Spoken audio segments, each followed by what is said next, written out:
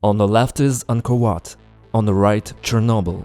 The main temples of Angkor mirror the positions of the primary stars in the constellation of Draco. Truly giant megaliths were used in its construction. Persian carpets in 3D and yet made of stone, and there are thousands of these statues. These two facts alone are enough to prove that Angkor was built by an ancient, highly advanced civilization.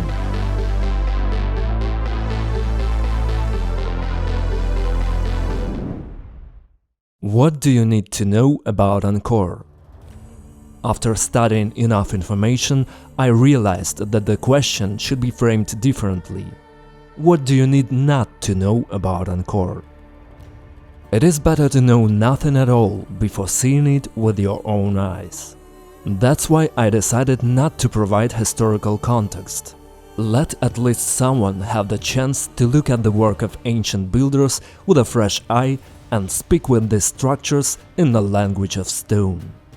I have created a roadmap of all the significant structures in Cambodia.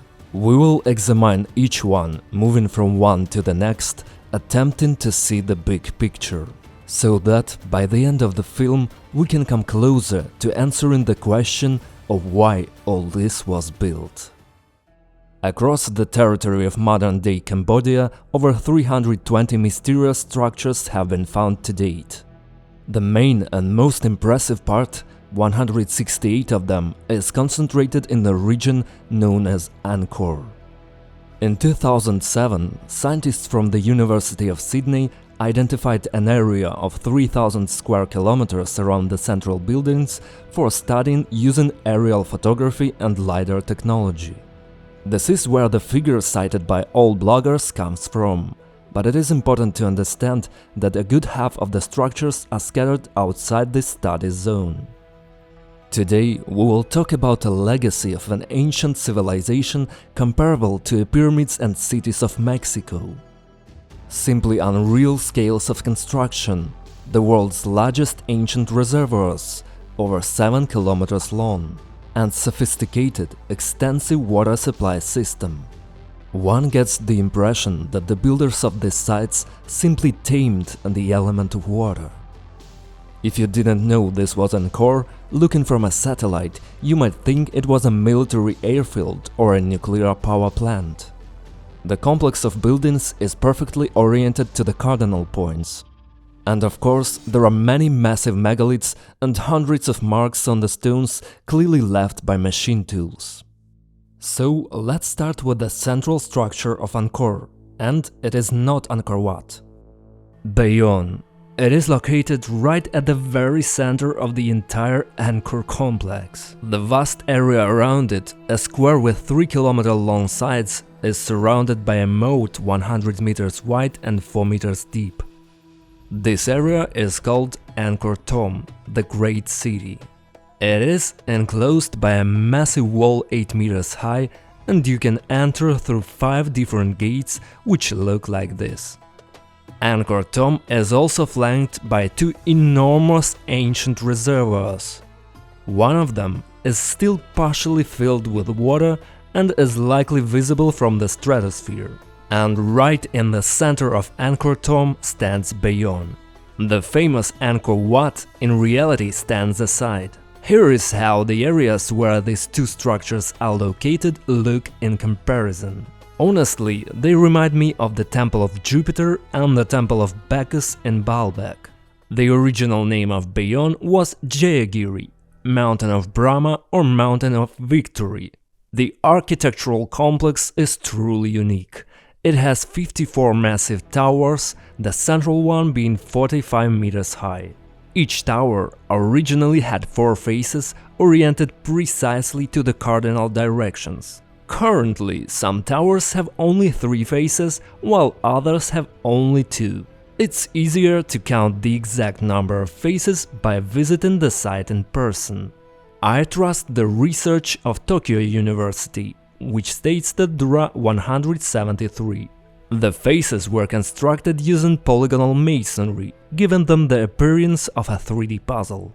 To this day, the identity of these faces remains uncertain. According to the official version, they depict Buddha, and local king Jayavarman VII, who was deliberately portrayed to resemble Buddha.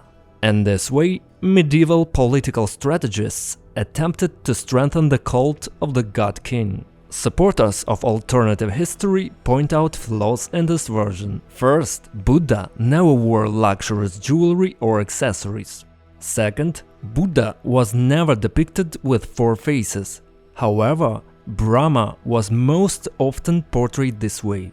Additionally, at the entrance to Angkor Thom, we encounter a row of statues of Hindu deities, Devas on the left, Asuras on the right. They are holding the body of a giant serpent, forming a composition that represents one of Hindu's key mythological events, the churning of the ocean of milk. Now, let me surprise you.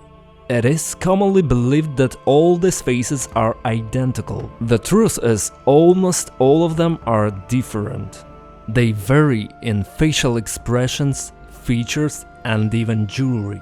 In 2007, Tokyo University specialists published the results of their research in which they compared all 173 faces on the ruins of Jayagiri. Using various scientific methods, they concluded that the faces can be divided into three groups: Devas, Asuras, and Devatas. Moreover, it is believed that the Devatas on the towers of Jayagiri are most likely female. For example, this well-known face, which you may have seen on the internet, is most likely female. The presence of these three distinct groups can also be associated with the Hindu trinity Brahma, Vishnu, and Shiva. The answer to why Jayagiri is called a Buddhist temple lies on the surface. Since the 12th century, Buddhism has dominated these lands, and modern Cambodia is 90% Buddhist.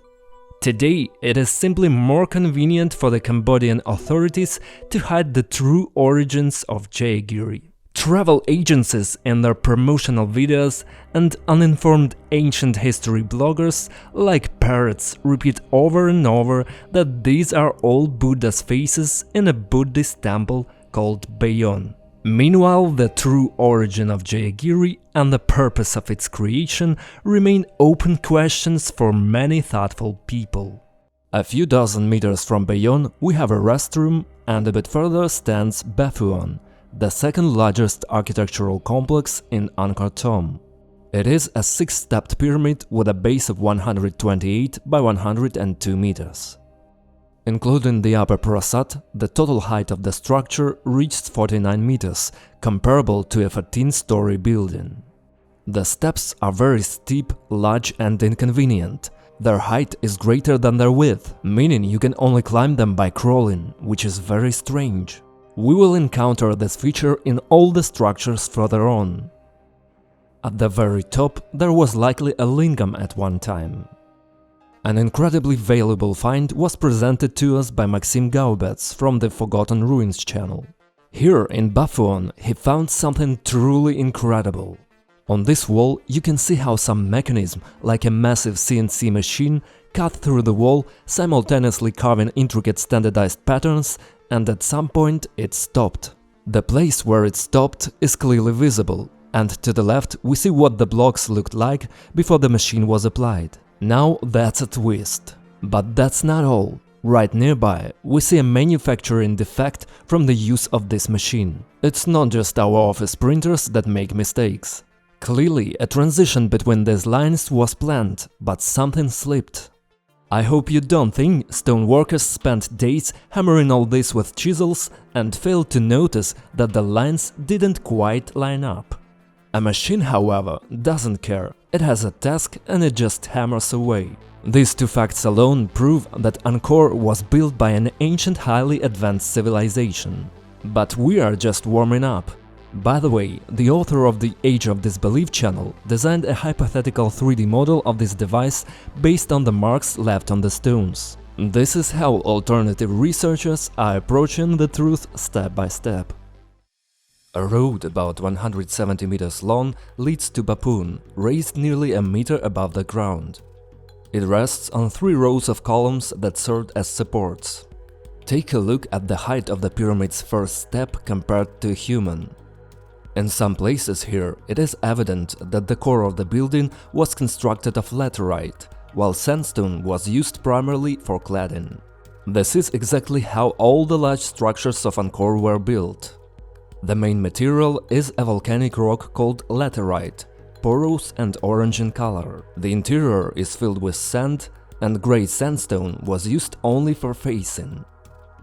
In some areas, brick was also used. It is claimed that all the structures here stand on floating foundations. Our civilization only discovered this technology in the 19th century. In Baphuon specifically, I want to highlight the large number of bas-reliefs, among which you can find unique depictions of animals, battles between humans and unknown creatures, as well as this fight between a giant human and a full-grown elephant. A bit further north lies another pyramid. Phimeanakas is a three-tiered laterite pyramid. If you want to find guests from other planets in Angkor, start with Phimeanakas. Its name consists of the words Vimana, palace of the gods, and Akasha, the heavens or sky. Indeed, it looks like a perfect helipad.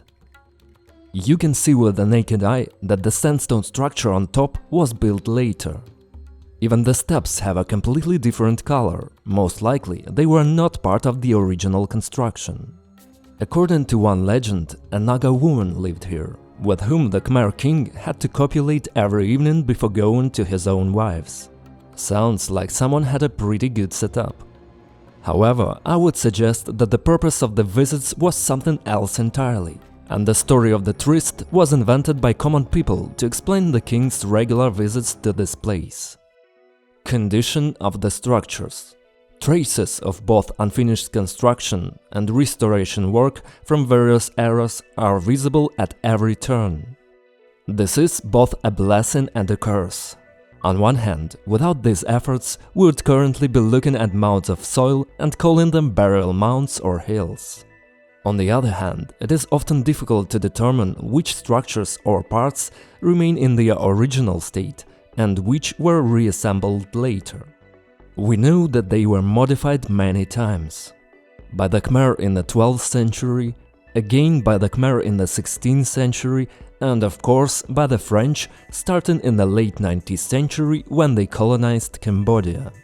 It was the French botanist Henri Mouot who in 1861 accidentally stumbled upon and introduced the ruins of the city of Angkor to Western civilization. Many blocks here were completely or almost entirely dismantled into blocks. Each block was restored individually, after which everything was put back together. This is why in many places you can find fairly large gaps between blocks, while in other areas, especially in the lower layers, everything looks absolutely perfect. Meanwhile, we are leaving the territory of Angkor Thom, we exit through the north gate and arrive at Preah. This is the third largest complex in central Angkor after Bayon and Angkor Wat. This is what its layout looks like from above.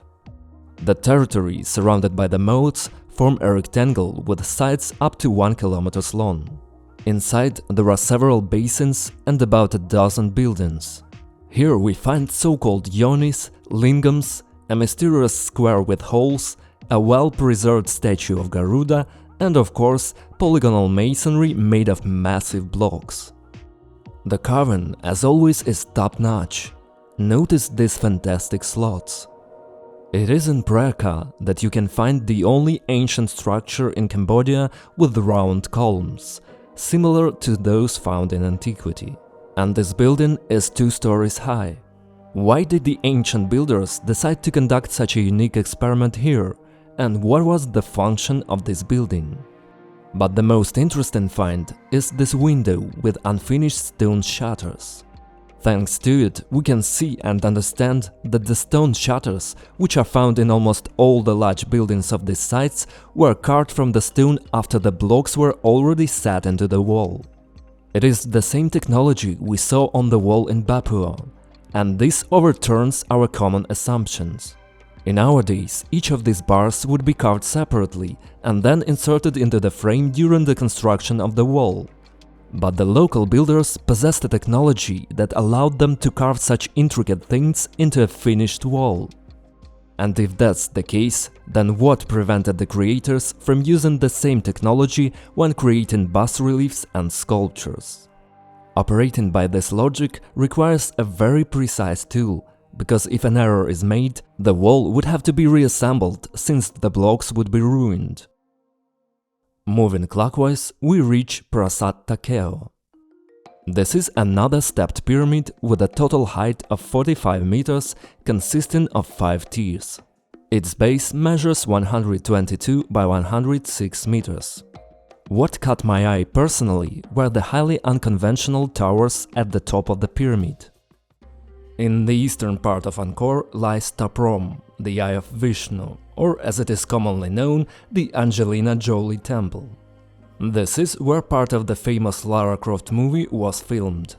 Incidentally, it was after this event that tourists began to flood Angkor and the world gradually started to learn about the existence of Angkor and the heritage of the ancient civilization here. One of the inscriptions states that 80,000 people served the temple, including 18 high priests and 615 dancers. Apparently, dance was a very important part of life. Prohm is the most beautiful example of how nature has begun to reclaim these megalithic structures. By the way the structure withstands the weight of such massive trees speaks volumes. This symbiosis became possible because Angkor was abandoned by people for a long time. In this relatively small complex there is plenty of interest. Take, for example, the bas-relief depicting a mysterious animal resembling a dinosaur. And in this spot there was a huge image of Garuda holding 2 Nagas in his talons. Unfortunately, Garuda himself fell victim of iconoclasm, only his claws and wings remain. In another place, there is an image of a meditating person in 2 different poses simultaneously, as if the Vitruvian man had sat down to meditate. Of course, we see traces here of both purposeful destruction and later additions and restorations. Characteristic architectural elements. Most of the structures here take the form of cascading pyramids. They are often called temple mountains, as since ancient times everything for the local inhabitants revolved around the myth of the sacred Mount Meru. This myth lies at the core of the worldview of all peoples of Asia and Indochina, much like how our Western culture is built upon the myth of the World Tree. Most approaches to the buildings are in one way or another a kind of breach or narrow passage with artificial basins on either side. Canals and man-made reservoirs are an integral part of the architectural ensemble. False windows or windows with stone shutters are something you will find only in Cambodia. Moreover, there are so many of them here that it feels as if there was a separate factory for their mass production. The quality of some of them is simply impressive. Most importantly, no one has yet been able to understand what their purpose was. But what we can clearly see is that they protect the interior perfectly from direct sunlight. The same can be said about the false doors. This is a riddle that can perhaps only be solved with a vivid imagination. It is hard to imagine why they were made. Wouldn't it have been easier to just leave a flat wall? Even the purely aesthetic value of these doors is highly questionable. What is the great meaning behind them? It seems the answer lies beyond conventional logic. What looks to us like roof tiles actually turns out to be rounded, 5-sided stone blocks fitted together like a puzzle. Every 30 centimeters, patterns are carved into the stone. It is an amazing sight that tells us such complex stonework was a common routine for the ancient builders. A vital element is the presence of upper horizontal lintels depicting real or mythical events. And of course, a staggering number of bas-reliefs. The churning of the ocean of milk, events from the Ramayana and Mahabharata, all of this covers the walls of the local structures. In Angkor Wat, there is a wall completely covered in a bas-relief that tells us one continuous story. Even in the temples of Egypt, we don't encounter such a volume of bas-reliefs. Here, it seems bas-reliefs were applied like wallpaper, on the ceilings and in places where one could easily have done without them. The quantity, complexity and quality of these reliefs point to a high probability of that same ancient CNC technology being used. We must also highlight the depictions of apsaras, celestial dancers, spirits of water, air and earth, similar to nymphs and muses.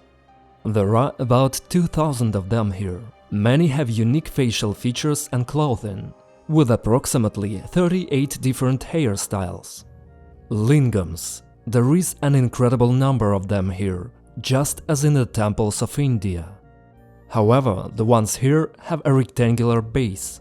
Lingams were often found installed both atop the central towers and in the lower chambers. Furthermore, one of the largest ancient lingams in the world is located here. Just look at this 4-meter giant.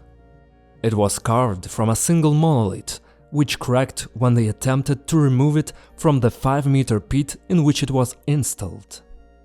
And finally, two of the most important symbolic elements, statues of lions, which look quite amusing, and statues of the Naga, a multi-headed serpent. It is quite difficult to tell what the lions looked like originally. Most have their heads either broken off or severely mutilated, while in other places we encounter refined versions from restorers. I was fortunate enough to find an article from 4 years ago dedicated to a fresh discovery of an ancient statue in this region. I believe this is what an authentic lion of Angkor actually looked like. You must admit, it looks very beautiful and realistic. The lion and the Naga stand here as if guarding the entrance to every ancient structure. Imagine yourself as a traveler wandering into this place in those ancient times and try to feel what these two statues are saying to you at the entrance to the territory. And now the icing on the cake, everyone's favorite Angkor Wat. This unique complex covers 162 hectares and its highest tower reached 65 meters, which is comparable to a 22-story building. The outer courtyard measures 1025 by 800 meters and is enclosed by a moat 190 meters wide with a perimeter stretching 5.5 kilometers. Its depth ranges from 1.5 to 4 meters. The water in this moat never dries up because it is connected to the other canals and moats. A distinctive feature of Angkor Wat's drainage system is that thanks to special drains, rainwater collected within the grounds flowed into the surrounding moat. In Angkor Wat, we can see truly massive megaliths used in its construction. Similar boulders are scattered nearby. Just look at these slabs and the total absence of joints. In the central part of the complex, there are 4 basins like this. It is unclear exactly how these reservoirs were used, but they occupied a lion's share of the space. But the most interesting mystery of Angkor Wat lies within its central tower. The Department of Archaeology of Cambodia confirms that the Buddha bas-relief located there now was not part of the original structure. In its place was the entrance to the central hall. Inside the dome of the central hall, archaeologists found a through hole and a corresponding shaft descended 27 meters down into an underground chamber. Inside that chamber was a stone box. Archaeologists discovered that around noon, sunlight would pass through the opening and strike the stone box in the underground chamber. Unfortunately, only fragments of this box were found, as it was looted by local treasure hunters. Fortunately, an identical intact stone box was found in the Bante Samre structure. No one knows what was inside it, but it is quite small and has an opening on the top and on the side. I highly doubt that a deceased ruler was placed inside, having been folded into 4. Obviously, whatever was inside the box for some reason required sunlight. And something interesting happened when the light entered. The side opening could have been used for draining cooling liquid, letting out rainwater that entered the box, or even for some kind of wiring. Many versions exist. A curious fact: at the back of Angkor Wat, On its eastern side, there is an entrance without steps. It is believed that cargo was brought here on elephants. Whether on elephants or something else, we don't know for sure, but the platform is over 3 meters high. The towers of Angkor Wat form a quinquens, a formation of 5 points that you might recognize from rolling dice. This geometry is occasionally found in other ancient sites as well as in crop circles. Phnom Bakheng and Prasat Kravan are also located in the vicinity of Angkor Wat. Phnom Bakheng is another pyramid that allegedly symbolizes the sacred Mount Meru. Open sources state it is a 7-tiered pyramid, but no matter how hard I tried, I could only count 6 tiers, and even then the 6th is many times smaller than the others. Paul Whitley, a scholar from the University of Chicago, considers it is a lunar calendar in stone. The central tower represents the axis of the world, while the 108 smaller towers represent the 4 phases of the moon, each lasting 27 days. Each terrace contains 12 towers representing the 12-year cycle of Jupiter. However, I do not rule out the possibility that the towers here are foreign parts built much later. They are positioned on the steps quite crookedly, which somehow doesn't align with the ancient builders' passion for supersymmetry expressed even in the perfection of their patterns.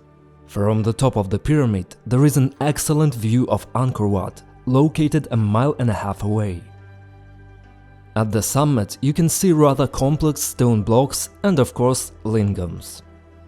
It is highly probable that a massive lingam was once installed atop the pyramid. At the base, there is a cracked, enormous lingam pedestal made from a single piece of solid rock, along with an extraordinary block like this and many other interesting things. Overall, the Bakan pyramid is an excellent place to speculate on the topic of spaceships, because if you removed the towers, it would make a perfect landing pad. Incidentally, it was on Phnom Bakheng that the creators of Lara Croft landed her jeep after dropping it from a helicopter. Prasat Kravan. This brick structure is quite small for Angkor, yet it possesses a number of unique features. First, the towers here have no roofs, and when viewed from above, they have the geometry of mandalas. This is what the main tower looks like from the inside. It turns out that during rain, water poured directly onto the pedestal with the lingam, unless originally the roof was actually closed. In that case, the building would have looked something like this. The faces of the deities clearly offended someone at some point and were mutilated. Also, here we see a very rare technology, the creation of bas-reliefs out of a brick wall. Just look at this. By the way, this building has all the hallmarks of the architectural style of the Champa kingdom, which existed in Vietnam starting from the 1st century BCE. At the same time, it features a typical Angkorian moat and a nearby reservoir. The structure was found by the French in the 19th century and looked like this before it was restored. Fortunately, the restorers marked the new bricks with special CA stamps. The ancient legacy of the Nagas. The Cambodians consider themselves descendants of the Nagas, mythical serpentine beings, half human and half snake, the rulers of the element of water. They are most often depicted as serpents with human torsos and heads.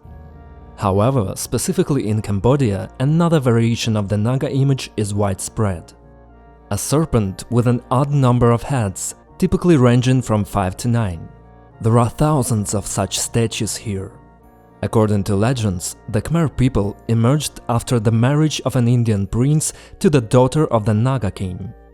As a gift to the newlyweds, the Naga king drained the waters of the world ocean, revealing a part of the land where the young prince and his wife established their kingdom and laid the foundation of the Khmer civilization. In both Hinduism and Buddhism, the Naga is an ancient symbol of wisdom.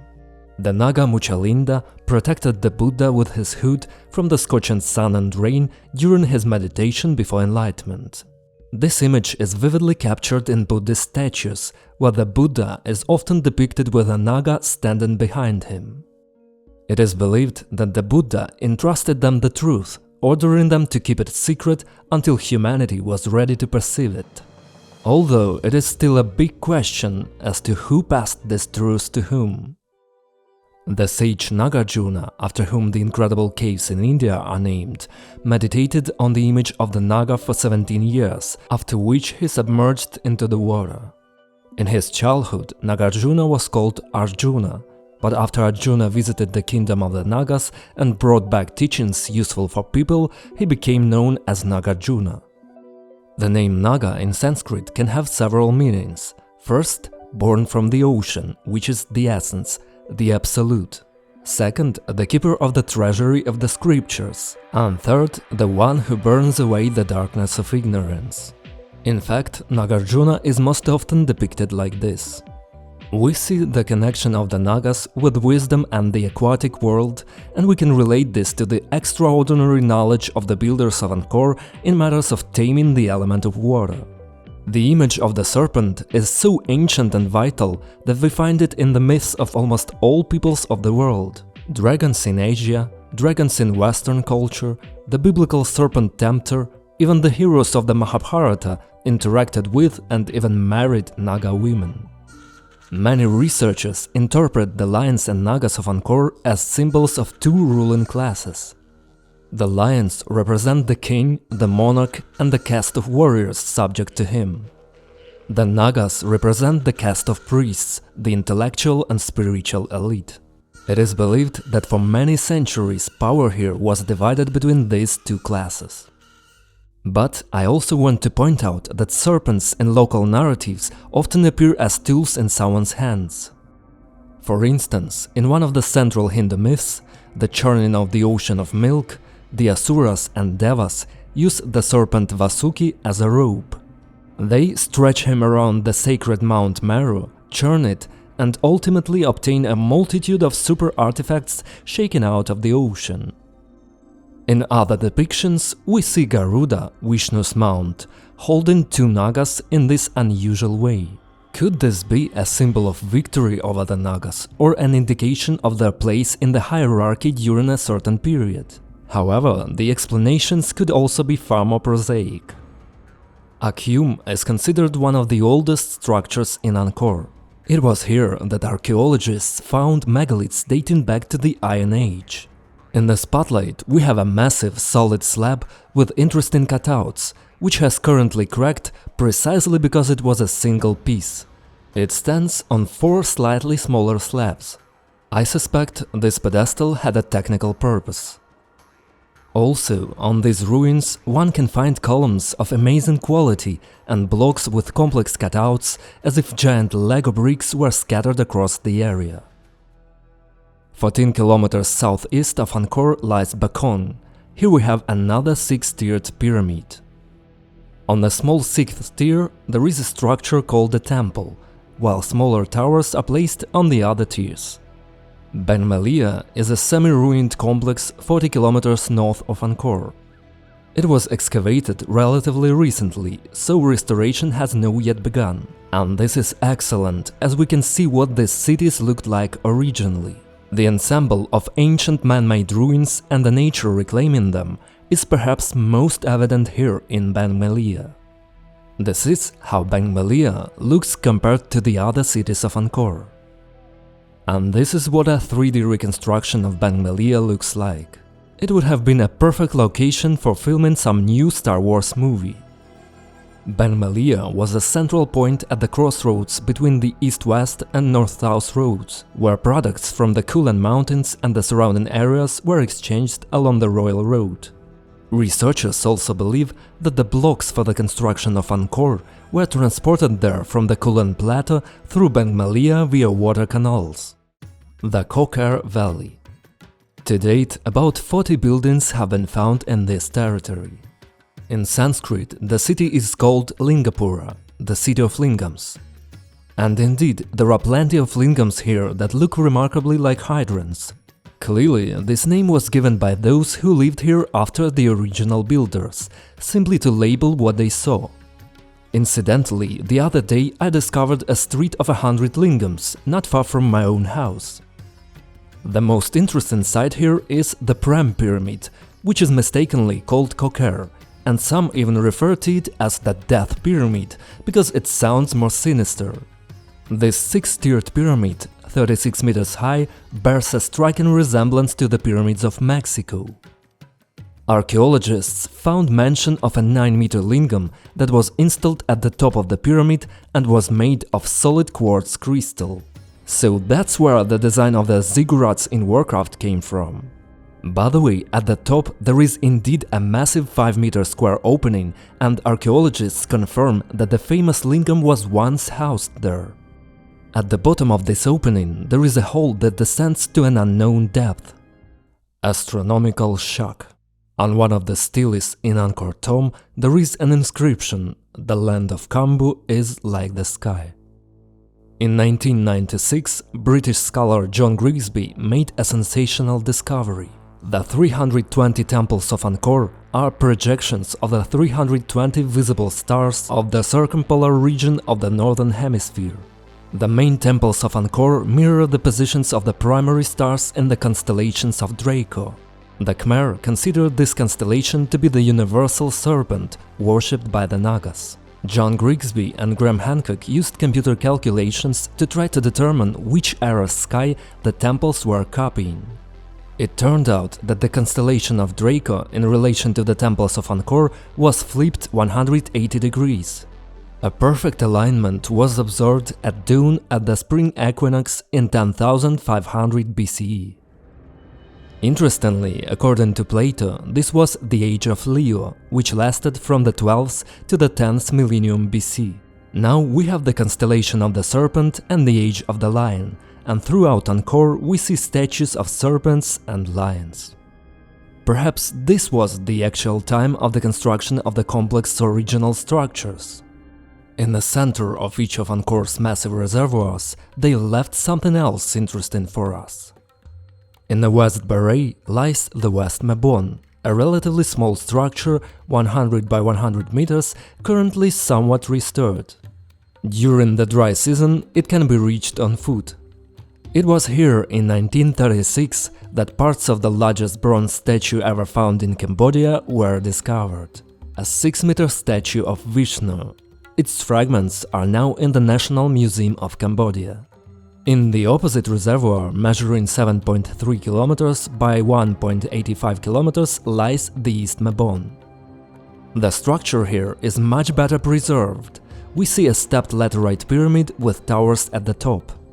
The Chinese diplomat Zhou Daguan, who visited Angkor at the end of the 13th century, wrote that in the East Mebon there was a large statue of Buddha with water gushing from its navel. The stone carving here is beyond praise. Just admire these Persian carpets in 3D made of stone.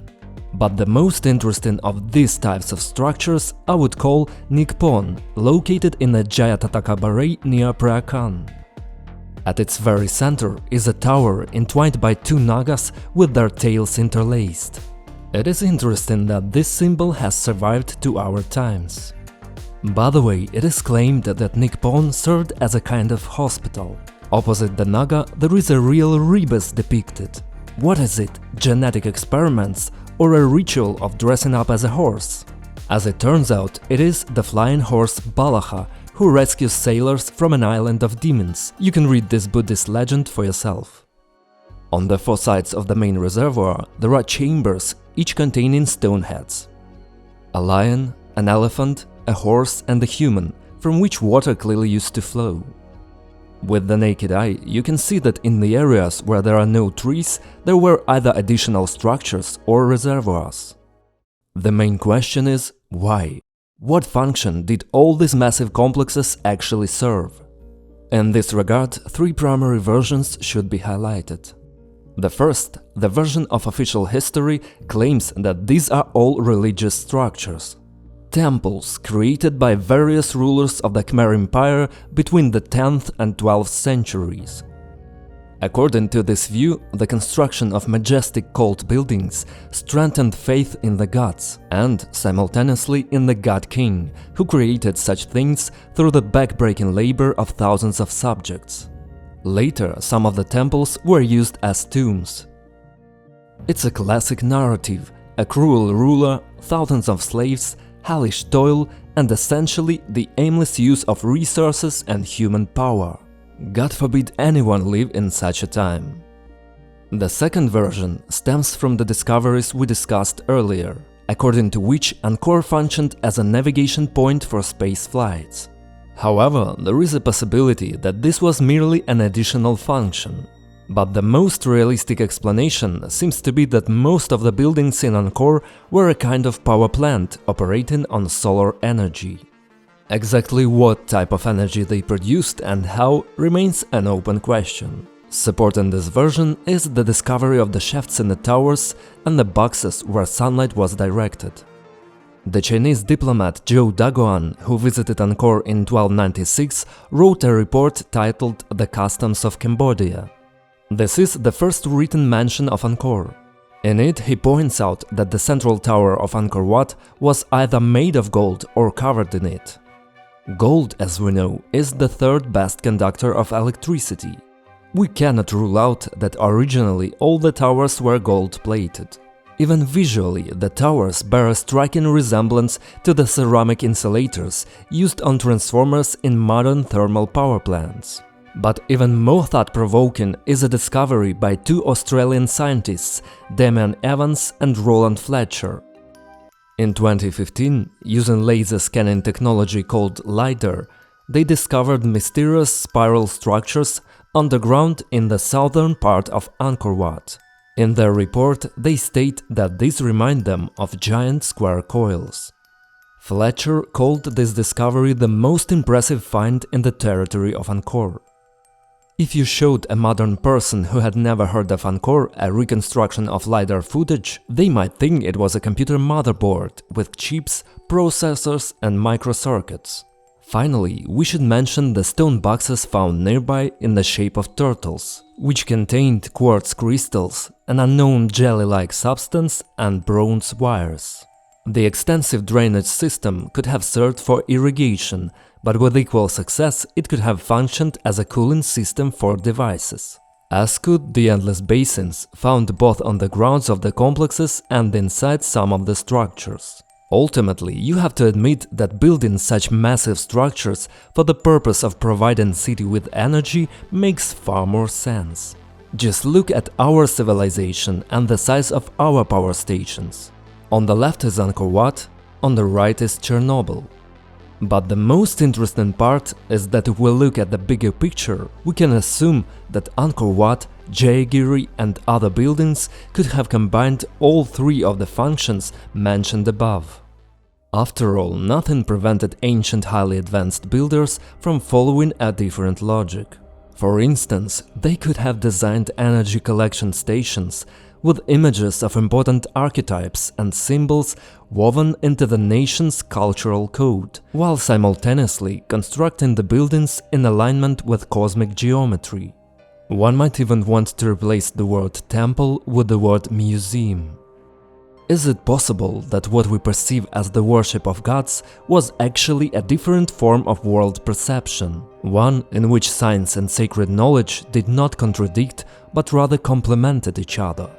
Based on all this information, I suspect that the cities of Angkor and the ancient structures in India were built by the same ancient builders more than 5,000 years ago. And I wouldn't be surprised if their original center was Angkor, not India. However, before putting forward any definitive versions, I first need to conduct a similar study of the structures of ancient India and naturally visit these regions in person.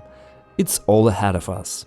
And let's conclude our overview with three structures located on the fringes of the empire.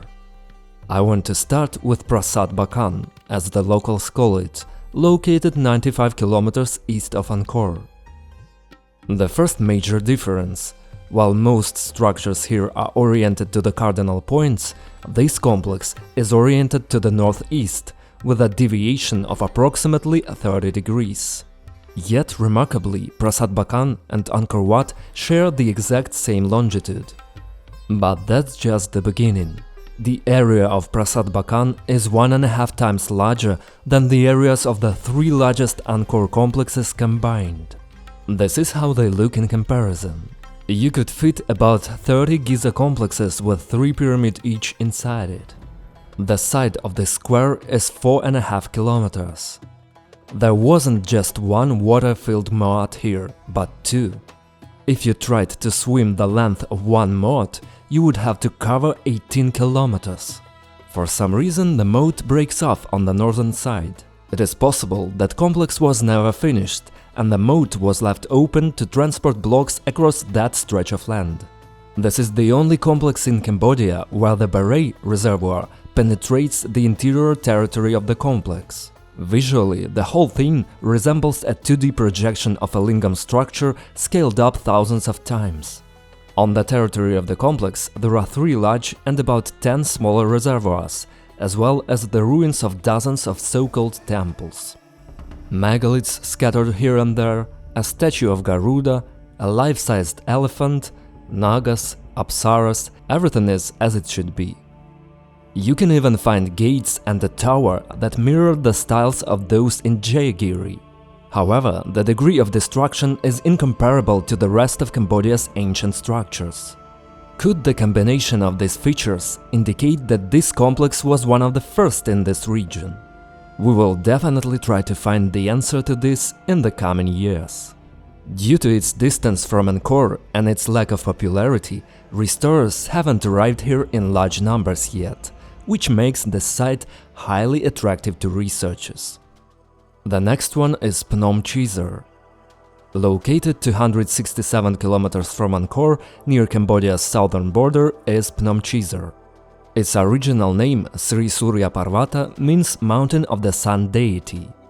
The structure sits on a hill at an altitude of 119 meters and has a pyramidal base with superstructures on top. The design also features an interesting geometry. It boasts the same high-end stone carving and stone shutters found in Angkor, though you can also find smaller shutters here. The entire structure now resembles ruins where restorers found puzzle pieces and tried to fit them back together. Some blocks are joined tightly, almost seamless, while others are laid haphazardly with gaps nearly a finger wide. Some are even placed on top of layers of bricks. The brick structures inside this complex look like an attempt to recreate what restorers believed was once there. But Phnom Chisor is not alone here.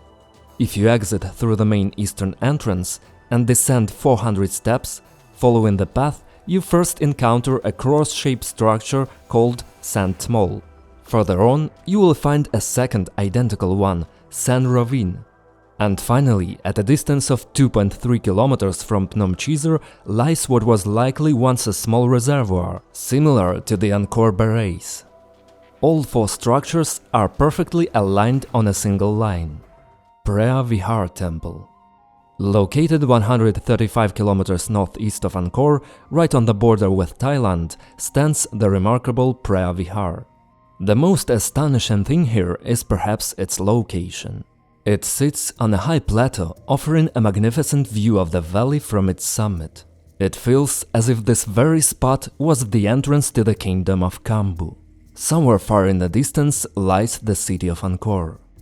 The Preah Vihear complex also consists of a series of buildings arranged in a single line, creating a unique geometric ensemble. The structures are built in a style already familiar to us, featuring false doors, polygonal blocks and intricate bas-reliefs. In the vicinity of the complex, there are many traces of blocks being cut directly on site. However, there is another peculiar feature here. These massive holes, chaotically bored into the floor and steps, as if a giant drill had been at work or the area had been shelled by some mysterious weapon. To date, no one has been able to provide a plausible version of their origin. One thing is clear, they were made after the complex was already built, and I would suggest they were made not by the builders, but at the very least by their descendants or enemies. For me, the question remains open. Are we seeing the entire complex as it was originally intended? Or was the plateau once larger, with part of the buildings having collapsed along with the soil? There are many other complexes in these territories deserving a detailed analysis that simply cannot fit into one video. For example, Bantesray, a complex with incredibly beautiful bas-reliefs that seems to be made in miniature. All the buildings here are at least twice as small as in other places. Preah, which houses a three-tiered pyramid with towers and as always features a geometry that is truly amazing. Bantak Day, with its famous Hall of Dancers, highly illogical recesses for lamps and mysterious square holes in the walls. As well as Phnom Day, Sambor Prey Cook, Preah Ko, Snoang and many others. And on that note, I would like to leave you alone with your thoughts. To be continued. Thank you once again, subscribe to the channel, be sure to leave a comment and see you in the next video about the ancient builders.